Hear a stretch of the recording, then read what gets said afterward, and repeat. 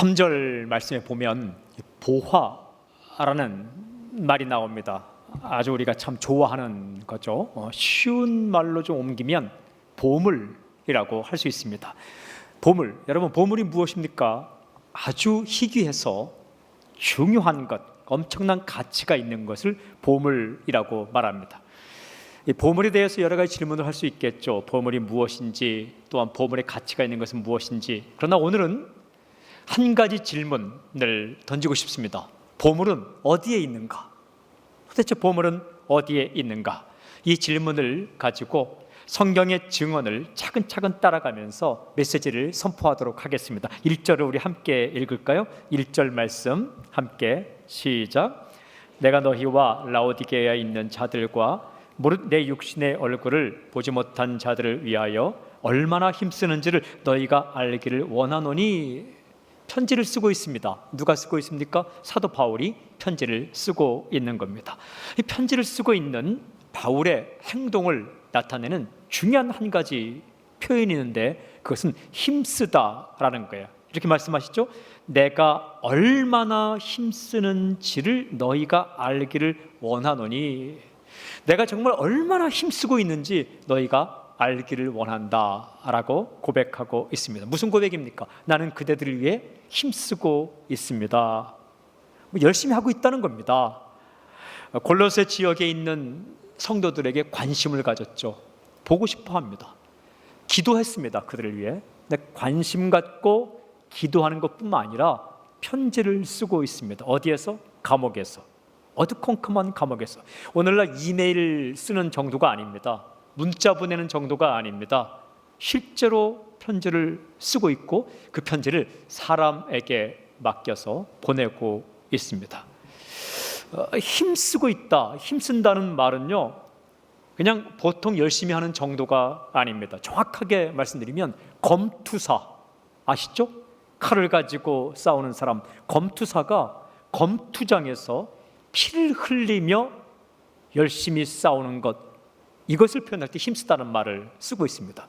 다르게 말하면 전사, 즉 군인이 전쟁터에서 피 흘리며 싸우는 것, 이것을 힘쓴다라고 말하는 겁니다. 무슨 뜻입니까? 목숨 걸고 투쟁한다라는 말씀입니다.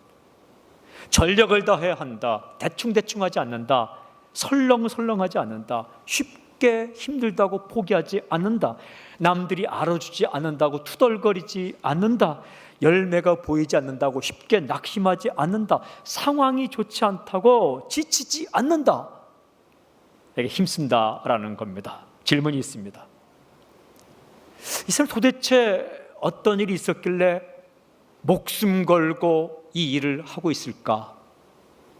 본 게 있기 때문에 그렇습니다. 사람은 여러 종류가 있습니다. 난 사람이 있어요. 난 사람은 재주가 좋은 사람, 실력이 좋은 사람, 대단한 겁니다. 난 사람 좋은 겁니다. 그 다음엔 된 사람이 있어요. 성품이 괜찮은 사람. 재주가 있는 난 사람이면서 성품이 괜찮은 된 사람이면 참 좋겠죠. 근데 정말 소중한 사람은 본 사람입니다. 본 사람. 남들이 보지 못한 아주 귀한 것을 본 사람은 사는 게 다르다는 겁니다. 이 사도 바울이 목숨을 걸고 힘쓰고 있습니다. 힘쓴다는 말을 공동번역에서는 애쓴다라고 번역하고 있어요. 애쓴다. 저는 이 말이 좀 더 좋습니다.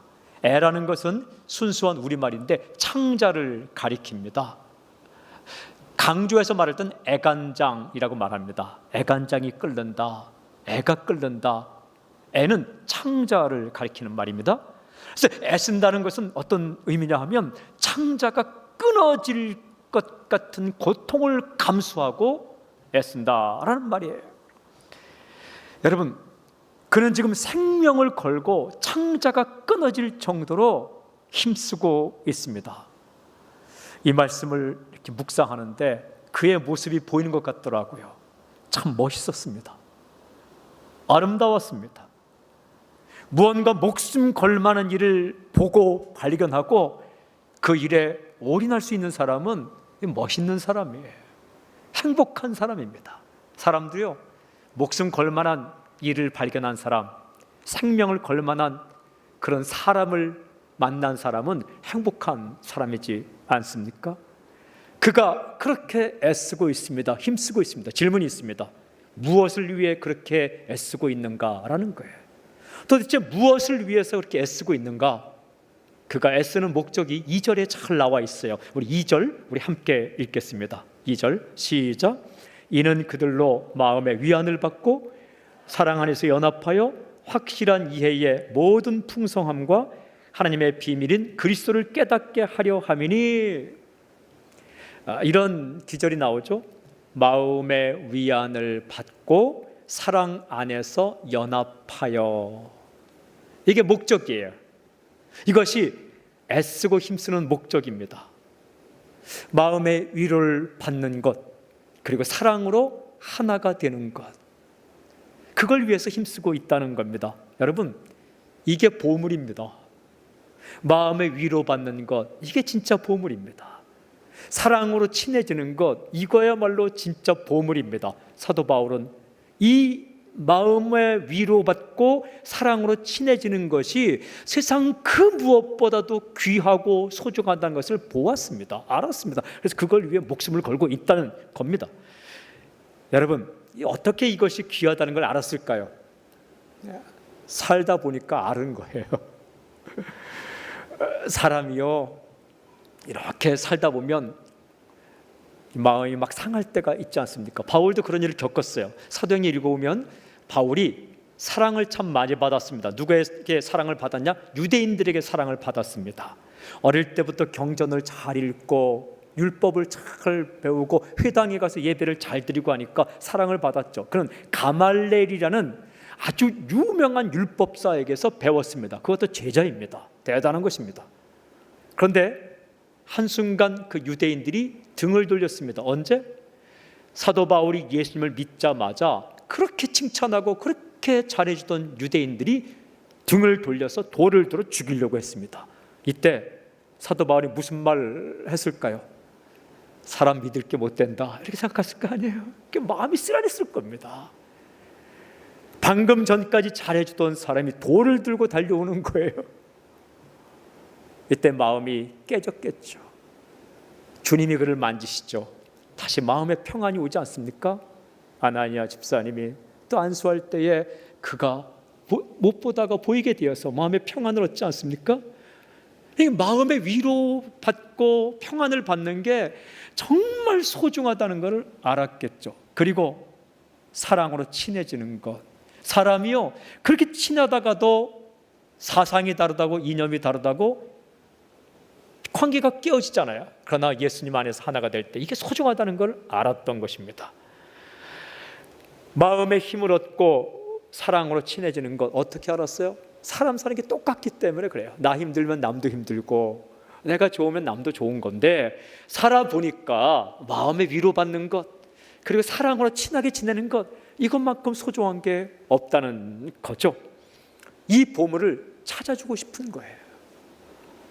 그래서 이 창자가 끊어지도록 어두컴컴한 그 감옥에서 펜을 들어 사랑하는 골로새 교인들에게 편지를 쓰고 있고, 그 편지를 목숨을 걸고 다른 사람에게 보내고 있는 거죠. 저요, 만약 이 자리에서 보물 찾기를 한다면 저도 이 보물 찾고 싶습니다. 여러 가지 그 보물이 걸려 있다면 저는 마음이 위로받는 것, 그리고 사랑으로 친하게 지내는 것, 이 보물 찾고 싶어요. 보면 마음이 위로를 받다, 이게 진짜 보물이에요. 이 마음이라는 것이 참 신기한 겁니다. 이 마음이 어디로 튈지 몰라요. 어디로 갈지 모릅니다. 어떤 순간에는 마음이 막 기뻐지다가 어떤 순간에 마음이 서늘해지고 외로워지기도 합니다. 마음이 뚝 떨어질 때가 있죠. 땅이 꺼지는 것처럼 마음이 쑥 가라앉을 때가 있죠. 마음이 막 흔들리기도 하죠. 그리고요, 이 눈에서 흐르는 눈물은 우리가 감출 수가 있는데 마음에서 흐르는 눈물은 감출 수가 없죠. 참 신기한 게 우리 마음에 두려움과 자신감이 항상 동시에 옵니다. 두려움과 자신감은 같이 있을 수가 없는 거예요. 그런데 어떤 일을 할 때 조금 자신감이 있기도 하지만 또 금방 두려워지기도 합니다. 세계 챔피언의 자리에 있는 사람도 자기가 하는 분야에 자신감이 있지만 여기서 떨어지면 어떡하나라는 두려움이 항상 있는 겁니다. 어떤 일을 시작할 때 잘 되면 참 좋다 기대감이 있지만 안 되면 어떡하지 염려가 동시에 있는 것과 마찬가지입니다. 마음이 그런 거예요. 하루에 12번도 뚝뚝 떨어지고 흔들리고 그리고 슬퍼지기도 하는 것. 그런데 그 마음이 위로받도록 하는 것이 자기가 목숨 걸고 일하는 목적이라는 거예요. 위안을 받다라는 건 우리말로 쉽게 위로를 받는다라는 거예요. 위로받는다는 것은 아주 정확히 번역하면 곁으로 부르다라는 거예요. 일로 와. 곁으로 부르는 것, 이게 위로하다는 거예요. 파라칼레오. 더 쉽게 번역하면 곁으로 가다라는 거예요. 힘들고 어렵고 눈물 흘리고 슬픈 사람들을 곁으로 가서 이렇게 새 힘을 주고 용기를 주고 위로를 주고 노래를 찾아주고 그리고 감싸주는 것, 그것이 내가 애쓰고 힘쓰는 목적이다 라는 겁니다. 이게 보물인 것을 아는 거죠. 또 하나는 사랑으로 친해지다. 이거 얼마나 우리가 원하는 겁니까? 여러분, 사랑으로 친하게 지내는 것, 사랑 안에서 연합하는 것, 이게 보물 중에 보물입니다. 놀라운 것은요, 마음에 위로받는다라는 것과 사랑으로 친해지는 것, 이게 동시에 일어나는 사건입니다. 헬라어 원문을 보면 분사구문으로 되어 있어요. 분사구문은 동시에 일어나는 것을 표현할 때 쓰는 문법적인 방법입니다. 이런 말이에요. 어떻게 하면 마음의 위로를 받는가? 사랑으로 친해지면. 또 바꾸어, 사랑으로 친해지면 어떤 일이 일어나는가? 마음의 위로를 받게 되죠. 진짜 보물이에요. 이 마음이요, 힘을 얻게 되면 또 사랑으로 친해지면 고마움을 느끼게 돼요. 막 분하고 억울하게 살던 사람이 진짜 마음의 위로를 받고 사랑으로 친해지면 갑자기 고마움을 느끼는 그런 영적인 깊이가 생겨요. 저도 이렇게 이 자리에서 오늘 설교하고 있지만 여러분들이 얼마나 고마운지 몰라요. 이게 보물이에요, 보물. 두려움과 근심으로 당신을 보지 않고 제가 고마운 마음으로 볼 수 있는 것, 또 사랑을 느끼게 되는 것, 이게 마음이 위로받으면 사랑을 느끼게 돼요. 그 사랑을 표현할 수 있고 실천할 수 있게 되는 거죠. 참 이게 좋은 거예요. 마음이 위로받고 사랑으로 친해져서 고마움을 느끼고 고마움을 표현하고 사랑을 느끼고 사랑을 실천하는 것, 이것이 보물이에요. 이걸 본 겁니다. 이게 소중하고 이런 사건이 있고 이것이 그 무엇보다 귀중하다는 것을 바울은 보았습니다. 그래서 사람들에게 미치도록 이 귀한 것을 나눠주고 싶은 겁니다. 그렇게 바울이 애쓰는 이 과정을 보면 더 나아가서 그가 애쓰는 최종 목적이 무엇인가? 그것은 이렇게 기록되어 있어요. 하나님의 비밀인 그리스도를 깨닫게 하려 함이니. 하나님의 비밀인 그리스도를 깨닫게 하려 함이니. 사람이 사람의 마음을 위로하는 건 한계가 있어요. 부모가 자녀의 마음을 위로해 주는 건 한계가 있어요. 같이 있어야 가능한 겁니다. 사람이 사람과 사랑을 친해지는 것 한계가 있습니다. 그러나 예수 그리스도, 하나님의 비밀인 예수 그리스도를 알게 되고 그분과 친하게 되면 날마다 때마다 마음의 위로를 받고 그리고 사랑을 알게 되기 때문에 사도 바울은 이렇게 고백해. 하나님의 비밀인 그리스도를 깨닫게 하려 함이니. 최종 목적 바로 이것입니다. 예수님을 아는 것, 예수님을 깨닫는 것, 이것을 다른 말로 성경에서는 믿는다라고 말합니다. 믿는다는 것은 예수님을 아는 것, 안다는 것은 지식적으로만 아는 것이 아니라 함께 사는 것입니다. 믿음이란 함께 사는 것이다. 영원한 생명이란 함께 사는 것이다. 그분이 내 안에, 내가 그분 안에 함께 사는 거예요. 어떻게 함께 삽니까? 함께 즐거워하는 것. 예수님이 좋아하는 것, 나도 좋아하는 것, 함께 눈물 흘리는 것, 예수님이 슬플 때 내 마음도 슬픈 거예요. 함께 꿈꾸는 것, 예수님이 꿈꾸는 것을 나도 꿈꾸는 것, 함께 길을 가는 것, 주님과 함께 동행하는 것, 주님이 가신 길을 나도 따라 걸어가는 것, 이게 함께 사는 거예요. 함께 즐거워하고 함께 울고 함께 꿈꾸며 함께 길을 가는 것, 그런 사람으로 살게끔 하는 게 바울이 애쓰고 힘쓰는 최종 목적이라고 말합니다. 여러분, 질문이 있어요. 왜 이렇게 하고 있는가? 대답은 간단해요.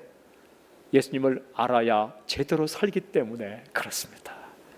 근데 바울은 이렇게 애쓰는데 그냥 시시한 정도로 예수님을 알기를 원치 않아요. 대충 취미 삼아 알기를 원치 않아요. 오늘 성경에 보니까 이렇게 기록되어 있어요. 확실한 이해의 모든 풍성함이라고 기록하고 있어요. 확실한 이해의 모든 풍성함. 사람들이요, 확실하게 예수님을 알기를 원해요. 풍성하게 예수님을 알기를 원하고 있습니다. 확실하게 알아야 돼요. 풍성하게 알아야 합니다. 이게 희미하게 주님을 만나면 마음이 늘 흔들려요. 풍성하게 알지 못하고 부분적으로만 알면 마음이 자주 다운됩니다. 그러나 예수님을 확실하게 알게 되면 흔들리지 않습니다. 예수님을 풍성하게 알게 되면 다운되지 않습니다. 예수님을 알면 알수록 힘을 얻게 됩니다. 예수님을 알면 알수록 사랑으로 살아가는 법을 깨닫게 되는 거죠. 다시 질문, 왜 이 예수님을 알아야 합니까? 왜 예수님을 확실하게 풍성하게 알아야 합니까? 이유는 분명합니다. 3절을 함께 읽겠습니다. 우리 3절 함께 시작. 그 안에는 지혜와 지식의 모든 보화가 감추어져 있느니라. 아멘. 예수님 안에 모든 보물이 있기 때문에 그렇습니다. 중요한 질문, 보물은 어디에 있는가? 성경은 대답합니다. 보물은 예수님 안에 있다. 보물은 예수님 안에 있다. 그러므로 예수님을 알아야 이 보물을 누리며 살 수가 있습니다. 그러니까 이 가만히 사람 사는 거 보면요, 보물찾기 하는 것 같아요. 보물찾기. 우리 어릴 때, 초등학교 때 보물찾기 해보셨죠? 저도 어릴 때 보물찾기를 많이 해봤는데, 이 사람이 살아가는 거 보면 보물찾기 하는 거 비슷해요. 이 자리가 좋은가? 이 사람이 보물인가? 이 책 안에 혹시 보물이 있을까? 이 환경으로 옮기면 좀 좋은 보물이 있을까? 늘 그렇게 질문하죠. 저도 책을 참 좋아하는데 책 속에 보물이 있을까? 예, 책 안에 보물이 있어요. 좋은 사람 만나면 보물이 있어요. 환경만 조금 바꿔도 보물이 있어요. 여러분, 사람을 이렇게 소개팅하거나 만날 때에 분위기만 좋아도 마음이, 감정이 참 좋아지면서 이게 사귈 수 있는 확률이 아주 높아져요.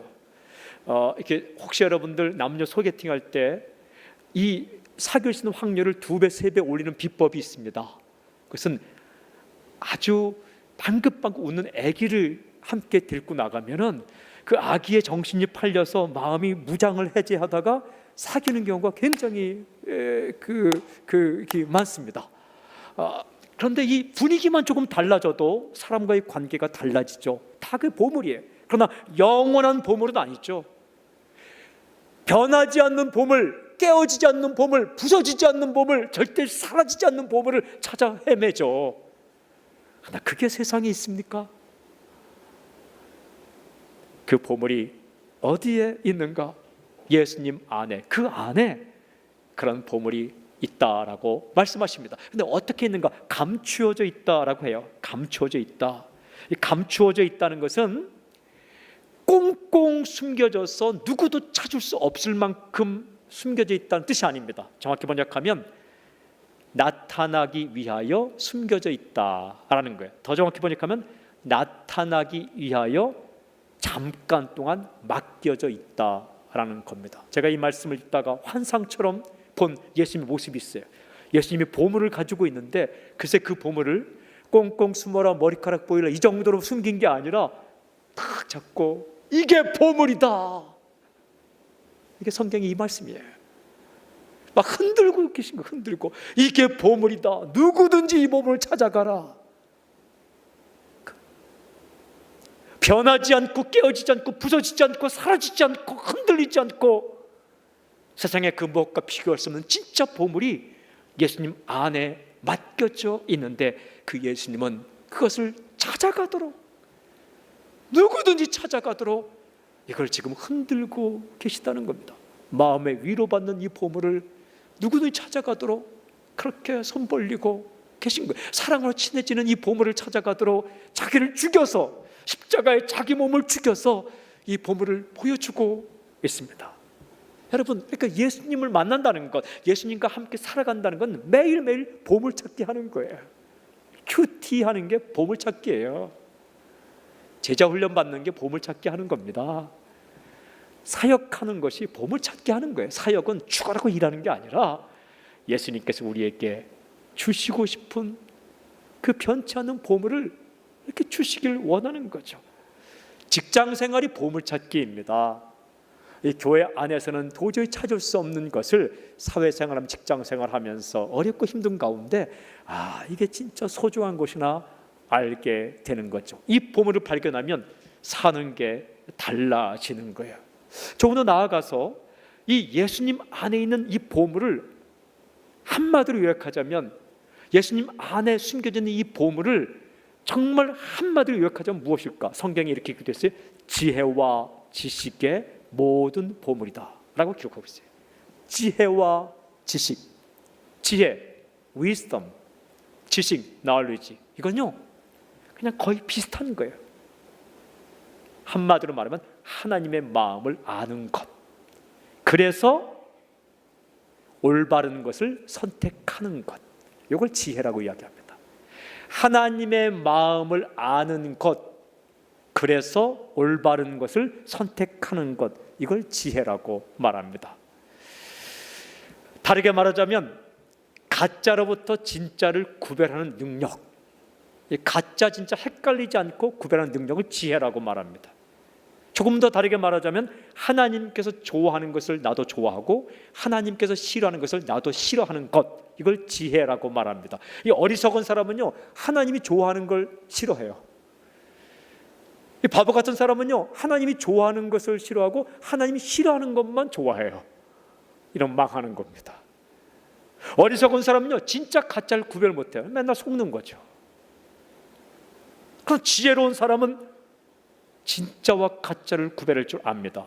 지혜로운 사람은 하나님이 좋아하는 것을 자기도 좋아합니다. 지혜로운 사람은 하나님의 마음을 알고 올바른 것을 선택하게 됩니다. 이런 사람이 진짜 좋은 사람이에요. 이런 사람이 집안에 사위나 며느리로 들어오면 집안이 살아납니다. 집안을 살려요. 진주보다 귀한 그 지혜라고 전도서 잠언 시편에서는 말씀하세요. 우리 결혼할 때요 혼수품 많이 해가죠. 혼수품 가운데 뭐가 제일 중요할까요? 지혜를 가져가시길 바랍니다. 그렇다고 혼수 아무것도 필요 없어 지혜만 가지고 그러면 안 되죠. 그 다른 것도 해가지만 지혜가 그렇게 중요하다는 거예요. 사람이 사모할 것은 바로 지혜다라는 거예요. 그런데 이 지혜가 어디에 있는가? 예수님 안에 있다라고 말씀하십니다. 이 보물을 찾아야 된다고 말씀하세요. 산삼 캐는 사람들을 신만이라 하죠. 그 텔레비전에서 이 산삼 캐는 사람들의 모습 봤는데 산삼을 딱 발견하자마자 어떻게 합니까? 신받다 외치잖아요. 이 예수님 안으로 들어가서 예수님을 만나고 우리가 세상의 지혜를 깨달을 때 환호하고 외친다는 겁니다. 사람과의 관계에 대한 지혜가 예수님 안에 다 있습니다. 예수님을 묵상하고 예수님에 대해 연구하다 보면 사람을 만나면 어떻게 하지? 지혜가 다 있습니다. 예수님이 베드로를 대하는 모습 가운데 사람과 제자를 대하는 그런 지혜가 다 있어요. 뭘 맡겨놓고 아주 꼬치꼬치 늘 캐묻고 감시하면 피곤합니다. 예수님은 맡겨주시고 떠나셨습니다. 그런 지혜가 있습니다. 실수했을 때 그 실수를 두고 생각날 때마다 그 옛날의 실수를 뒤집어내면 못 삽니다. 숨 막혀서 못 삽니다. 예수님은요, 베드로 실수를 말하지 않아요. 꿈을 이야기해요. 비전을 이야기해요. 이게 사람과의 관계에서 사람을 얻는, 마음을 사는 그 지혜가 예수님의 삶의 모습 가운데 다 있습니다. 예수님은 말을 쉽게 합니다. 쉽게 하세요. 이 말을 어렵게 하는 사람은 지혜가 없는 겁니다. 그런 지혜가 예수님의 안에 다 있는 거예요. 예수님은 남자나 여자나 어린이나 아이나 다 그대로 똑같이 대하십니다. 공평하십니다. 이것만 잘해도 여러분, 리더가 사람들의 마음을 얻을 수가 있는 거죠. 원칙을 따라 살아가는 거죠. 관계에 대한 지혜가 예수님 안에 있습니다. 언어 생활에 대한 지혜가 예수님 안에 있습니다. 일을 할 때 태도에 대한 지혜가 예수님 안에 있습니다. 여러분, 물질 생활에 대한 지혜가 예수님 안에 있습니다. 예수님은 물질을 과도히 아끼지도 않았습니다. 예수님은 물질을 낭비하지도 않았습니다. 오병이어의 기적을 일으킨 다음에 남은 물질은 다 거두지 않습니까? 그죠? 이게 테이크아웃 예수님이 제일 처음 하신 겁니다. 이게 다 남은 것 가져가요. 그러나 예수님은 아끼지도 않으셨습니다. 풍족하게 주었습니다. 물질은 사용하는 거예요. 과하지도 않고 야박하지도 않게. 과하면 낭비예요. 야박하면 참 못된 겁니다. 과하지도 않고 야박하지도 않게 사람을 위해 사용하는 법, 지혜가 다 예수님 안에 있습니다. 지혜와 지식의 모든 보물이 주님 안에 있습니다. 사랑하는 여러분, 저는 선포하고 축복합니다. 예수님께 가까이 가십시오. 날마다 가까이 가십시오. 그리고 주님 말씀하신 이 말씀을 가까이 하십시오. 이 말씀이 보물창고입니다. 보물창고. 이 보물창고예요. 이 말씀으로 들어가서 이 땅을 살아가는 지혜와 지식의 보물들을 캐내기를 주님을 선포합니다. 질문이 한 가지 있어요. 보물을 찾은 사람은 어떻게 살아갈까? 보물을 찾은 사람의 특징은 무엇일까? 여러분 4절 5절 보세요. 4절 5절 함께 읽겠습니다. 시작. 내가 이것을 말함은 아무도 교묘한 말로 너희를 속이지 못하게 하려 함이니 이는 내가 육신으로는 떠나 있으나 심령으로는 너희와 함께 있어 너희가 질서 있게 행함과 그리스도를 믿는 너희 믿음이 굳건한 것을 기쁘게 봄이라. 진짜 보물을 발견한 사람은 어떤 특징이 있을까? 속지 않습니다. 가짜에 속지 않습니다. 진짜를 발견한 사람은 가짜에 속지 않아요. 이렇게 기록되어 있어요. 아무도 교묘한 말로 너희를 속이지 못하게 하려 함이니. 왜 예수님께 가야 합니까? 진짜 보물을 발견하니까. 진짜 보물은 예수님 안에 있으니까. 그런 사람은 어떻게 살아갈까요? 교묘한 말로 속이는 것에 속아 넘어가지 않습니다. 세상에 가짜가 얼마나 많습니까? 세상에 가짜가 참 많아요. 가짜 말에 가짜 지혜에 속으면 인생이 망가집니다. 우리 결혼할 때에 예전에 이런 말 많이 합니다. 선배가 후배 불러놓고 이렇게 말합니다. 너 결혼하면 초장에 확 잡아야 돼. 그거 혹시 들어봤습니까? 남편에게 말합니다. 아내를 초장에 확 잡아야 돼. 초장은 처음에 또 아내 될 사람에게 남편을 초장에 확 잡아야 돼. 뭘 초장에 확 잡아요? 성경은 어떻게 말합니까? 섬기라고 말합니다. 지배가 지혜가 아니에요. 섬김이 지혜입니다.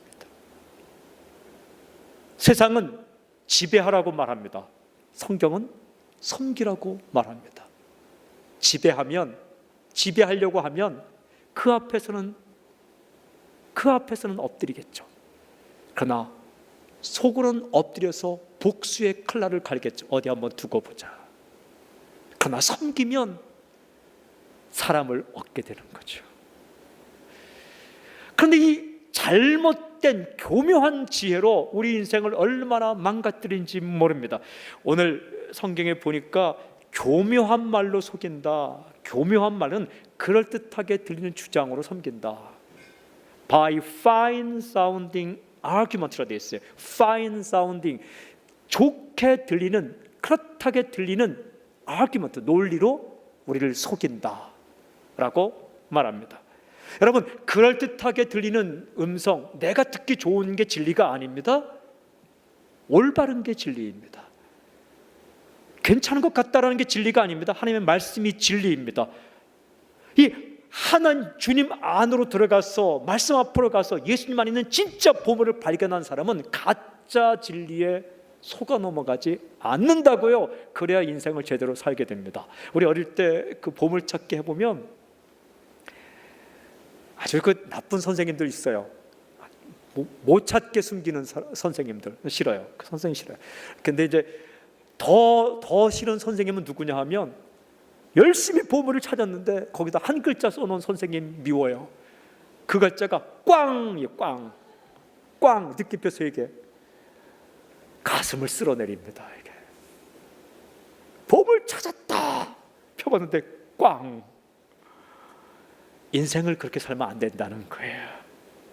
가짜를 찾아 헤매면 찾았는 줄 알았는데 그게 꽝인 거예요. 꽝 같은 사람, 꽝 같은 자리, 꽝 같은 그런 세상 그 지혜, 얼마나 마음이 힘들겠습니까? 그러나 이 예수님 안에서 진짜 지혜를 발견하면 가짜와 진짜를 구별하기 때문에 가짜의 마음을 쏟지 않는다는 겁니다. 이 위조 지폐를 검색해내는 사람들을 훈련시킬 때는 위조 지폐, 가짜 지폐를 만지지 못하게 합니다. 가짜를 많이 경험하면 가짜를 알 것 같죠? 혼동하고 모른답니다. 그 사람에게는 어떻게? 진짜 지폐만 계속 만지게 한답니다. 진짜 지폐만 만졌기 때문에 가짜가 들어오면 이거 아닌데 금방 알게 되는 거죠. 어학을 배울 때도 잘못된 문장을 이건 잘못됐다 많이 가르칠 필요가 없습니다. 올바른 문장만 알고 있으면 이거 이상한데 그 틀린 겁니다. 지혜가 그렇습니다. 인생이 그런 거예요. 진짜를 알아야 가짜를 구별해낼 수가 있는 겁니다. 그렇다면 이 진짜를 알고 가짜를 구별하며 살게 되면 어떤 일이 나는가? 5절을 잘 보면 2가지 단어가 있어요. 하나는 질서라는 단어이고 또 하나는 굳건함이라는 거예요. 질서 있게 행하고 굳건하게 믿는다. 질서와 굳건함이 진짜를 알고 가짜에 유혹되지 않으면 살아가는 사람의 모습입니다. 질서는 무엇이냐? 질서는요, 자기 있어야 할 자리에 있는 거예요. 왔다 갔다 하지 않고 우왕좌왕하지 않고 허겁지겁하지 않고 내가 있을 자리에 딱 있는 것, 이걸 질서라고 말합니다. order. 굳건함은 뭐냐면 흔들거리거나 휘청거리지 않고 딱 버티고 서 있는 것, 이걸 굳건함이라고 말합니다. 나무를 말하자면 나무가요, 있어야 할 자리에 딱 심긴 것을 질서라 말하고 큰 바람이 불어도 흔들리지 않는 것, 이걸 굳건함이라 이야기합니다. 이 군사용어입니다. 군사용어, 전쟁용어입니다. 질서는 무엇이냐? 군인이 전쟁터에서 우왕좌왕하지 않고 왔다 갔다 하지 않고 자기가 지킬 자리를 지키는 것, 이걸 질서라고 말합니다. 이게 이 군인 가운데 제일 그 멍청한 군인이 누군지 아십니까? 총 못 쏘는 것? 그거보다 더 멍청한 군인은 자기 아군에게 총 쏘는 군인입니다. 이게 제일 못된 군인입니다. 내 자리가 어딘지를 모르는 거예요. 이 자리가 내 자리인지 저 자리가 내 자리인지 적군인지 아군인지 피하 구별이 안 되는 것, 그 질서가 없는 거죠. 그러나 이 자리가 내 자리인 줄 아는 것, 그걸 질서라 말하고, 굳건한 것은 요새 벙커를 말하는 것인데 적군이 도저히 침투하지 못하는 것, 이걸 굳건함이라 해요. 폭탄이 떨어지고 화살이 오더라도 절대 부서지거나 흔들리거나 깨지거나 그 적군에게 빼앗기지 않는 것, 이걸 굳건함이라고 해요. 요새를 말해요. 여러분, 예수님 안으로 들어가서 진짜 보물을 발견한 사람은 교묘한 말에 속아 넘어가지 않는데 어떻게 한다고요? 자기 자리를 딱 지킨다는 거예요. 그리고 흔들거리지 않는다는 겁니다. 유혹이 얼마나 많습니까? 공격이 얼마나 많습니까? 가짜를 흔들면서 이리 와보라고 하는 그런 사단의 공격과 악한 영들의 공격이 얼마나 많습니까? 거기에 넘어가지 않기 위해, 속지 않기 위해서는 그 세상을 많이 아는 게, 해볼 것 다 해보고 알 것 다 아는 게 아니라는 겁니다. 진짜를 만나면 금방 가짜가 구별되고, 진짜를 알게 되면 자기 자리를 지키게 되며 어떤 공격에도 흔들리지 않는 위대한 인생을 살게 된다라고 말씀하십니다. 진짜 크리스천, 진짜 크리스천. 저는 우리의 자녀들이 이렇게 살았으면 좋겠습니다. 그런 놀라운 역사가, 복이 당신의 가정 가운데 있을지어다. 우리 성도님들이, 우리 사람 살리는 교회 성도님들이 그렇게 살았으면 좋겠습니다. 보면 그렇게 살 수 있는 거예요. 희미하게 보지 않고, 그냥 부분만 보지 않고, 주님께 가까이 가서 무엇이 진짜 보물인지, 주 안에 있는 보물을 발견하고 가짜에 속지 않고 절대로 흔들리지 않고 당당히 서서 살아갈 수 있다면 얼마나 좋겠습니까? 주님께서, 살아가신 주님께서 지금 이 자리에 그 보물들을 잔뜩 가지고 보물 찾기 하자고, 그걸 꽁꽁 숨긴 것이 아니라 그걸 다 드러내고 흔들고 계시고, 그렇게 우리가 주님을 따라오길 원하는 거예요. 사랑하는 여러분, 주 앞에 날마다 엎드리십시오. 그리고 주님께 가까이 가십시오. 주님 안에 있는 보물을 알기 위하여, 캐내기 위해 시간을 내십시오. 시간을 투자하십시오. 그리고 말씀을 배우십시오. 보물 창고인 이 말씀을 배우십시오. 설교에도 보물이 있고 사역에도 보물이 있고 다 보물이 있지만, 보물이 집약적으로 있는 곳이 바로 성경입니다. 제가 호주에 있을 때에 포켓몬고 이 게임이 처음 나왔습니다. 한국에 없을 때에. 그런데 호주 전역에서 처음으로 이제 그 포켓몬고 게임을 했는데, 가장 그 아이템들이 많이 나오는 지역이 어딨냐? 우리 집이었습니다. 우리 아파트를 딱 있는데 아파트 안방에서도 막 그냥 막 올라오는 거예요. 근데 우리 집 주변에 놀이터가 있는데 거기가 훈련소였어요. 이렇게 훈련시키는. 그러니까 사람들이 모이기 시작하는데 어마어마하게 모이는 거예요. 잠을 잘 수 없을 만큼. 호주는 조용한 나라입니다. 그런데 밤 12시가 되었는데도 무슨 전쟁 난 것처럼 사람이 몰려다닙니다. 나는 그런 광경을 처음 봤습니다. 시내 다운타운 가도 그렇게 몰려다니지 않습니다. 빽빽하게 모여서, 호주 사람 조용하다 천만의 말씀입니다. 막 와 소리 지르고, 거기에 그 중요한 아이템이 나오면 와 소리 지르고, 우리 집 옆에 강이 있었는데 거기서 막 이렇게 올라오는 거예요. 우리 집 안방 침대 위에서도 잡혔습니다. 그런데요, 그런 곳이 있더라고요. 근데 그걸 벗어나면 애쓰고 힘쓰고 1km 다녀야 몇 마리 잡습니다. 근데 우리 집 문, 그냥 문만 열고 나가면은 그냥 널린 게 그 아이템이었습니다.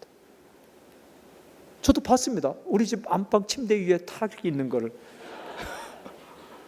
그런 곳이 있더라고요. 그런 거. 그런 곳이 성경이에요. 그것이 성경입니다. 어디를 펴봐도 주의 마음을 알 수 있고, 어느 곳을 펼쳐봐도 주님께서 좋아하는 걸 알 수 있는 이 The Bible 말씀, 가까이 가세요. 읽으세요. 그리고 그 마음을 알게 해달라고 기도하세요. 그리고 보물이 어디 있는가를 정확히 아시는 분이 성령님이십니다. 보물이 어디 있는가를 기가 막히게 아시는 분이 성령님이에요. 성령님 가르쳐 주십시오. 내 길을 인도해 주십시오. 사랑하는 여러분, 그래서 절대 가짜에 속지 마십시오. 진짜를 알고 그 보물을 누리고 많이 찾아서 나눠주십시오. 당신에게 가면 당신이 찾은 그 보물이 입을 통해 나올 때, 표정을 통해 나올 때에 이게 진짜구나. 보물을 나눠주는 풍성한 인생을 사십시오. 보물은 어디에 있는가? 모든 보물은 예수님 안에 있습니다. 더 가까이, 주님 오시는 그날까지, 주님 다시 만날 때까지 주님과 함께, 주님을 위해, 주님을 따라, 주님을 위하여 살아가는 여러분이 되시길 주님을 선포합니다. 하나님 아버지, 보물이신 예수님, 모든 보물을 또한 가지고 계신 예수님, 그 예수님께 더욱 가까이 가기를 원합니다. 성령이여 우리 가운데 역사하여 주셔서 날마다 더 가까이, 날마다 더 가까이, 다만 내가 비는 것은 주님을 더욱더욱 사랑하는 것, 하나님 그런 사건과 그런 고백이 우리 가운데 있게 해 주시옵소서. 예수님의 이름으로 감사하며 기도하옵나이다. 아멘. 살아계신 주님을 찬양합니다. 아멘.